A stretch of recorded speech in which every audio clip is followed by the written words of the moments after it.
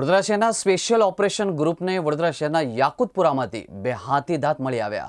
પોલીસે 2 આરોપીઓની ધરપકડ કરી છે. આ હાથીદાંત ક્યાંથી લાવ્યો અને કોને સપ્લાય કરવાનો હતો તેની ઊંડાણપૂર્વક તપાસ વડોદરા એસઓજી પોલીસ દ્વારા હાથ ધરવામાં આવી છે. હાથીદાંતનો ઉપયોગ ઘરેણાં બનાવવા માટે થાય છે. ખાસ કરીને સમૃદ્ધ પરિવારોમાં તેને એક સ્ટેટસ સિમ્બોલ માનવામાં આવે છે. જો કે હાથીદાંત પર પ્રતિબંધિત ગુનો લાગતો હોય છે. આમ છતાંય ઘણા વ્યક્તિઓ દ્વારા મોટા પાયે હાથીદાંતનું વેચાણ કરવામાં આવતું હોય છે.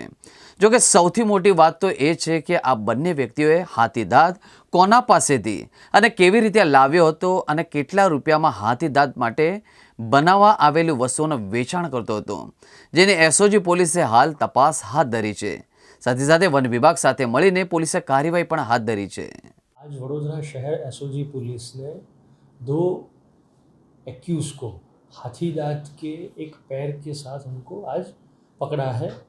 ये हाथी दांत जो है ये कहाँ से लाए थे, किनको देना था, कोई इंटरनेशनल कोई सिंडिकेट का कोई पार्ट है या नहीं, इस विभाग में हमने फॉरेस्ट डिपार्टमेंट को भी इसमें संकलन में रख के आगे की कार्यवाही करने वाले हैं। और अभी ये जो 2 आरोपी हैं तो इनमें नाम है, एक तो इरफान शेख और दूसरा है आज़ाद पठान। ये दोनों जो है वो वडोदरा शहर के याकुतपुरा एरिया के रहने वाले हैं। तो ये लोग कितने टाइम से इस क्राइम में थे, क्योंकि it is specialise act, specialise crime, it is under schedule offences of wild life act 1976। तो इनके कहाँ से ये लाए थे हाथी दांत, इस विभाग में हम तफ्तीश करेंगे। सर एसओजी की टीम किस तरह पहुंची वहाँ तक? हाँ, हमें एक टिप मिली थी कि कुछ लोग जो है वो हाथी दांत बेचने के लिए मार्केट में किसी कस्टमर को ढूंढ रहे हैं, तो इसके लिए हमने एक प्राइवेट टिप के ऊपर से ये हमने केस आज पकड़ा है।